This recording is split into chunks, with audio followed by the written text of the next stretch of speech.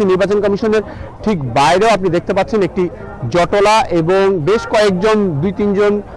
মানুষ বসে আসলে তাদের নিবন্ধনের দাবি, তারাও আসলে নিবন্ধনের জন্য আবেদন করেছিলেন নির্বাচন কমিশনে এবং তারা আসলে সেই নিবন্ধনের যে চূড়ান্ত যে তালিকাটি 3টি রাজনৈতিক দলকে আসলে নিবন্ধন দেওয়া হয়েছে সেখানে আসলে তারা ঠাঁই পাননি এবং সেজন্যই মূলত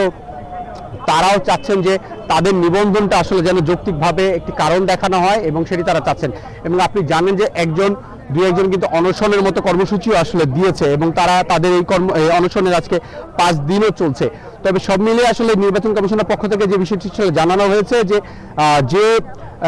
বিধিটি দেওয়া আছে যে নির্বাচন কমিশনের নিবন্ধনের জন্য যে প্রয়োজনীয় কাগজপত্র এবং তথ্যাদি জমা দেওয়ার প্রয়োজন হয় এবং জনশক্তির যে তথ্যপাত্র জমা দেওয়ার কথা বলা হয়, সেটি যদি কোনো দল আসলে না দিতে পারে সেখানে আসলে নিবন্ধন দেওয়ার আসলে কোনো সুযোগ নেই।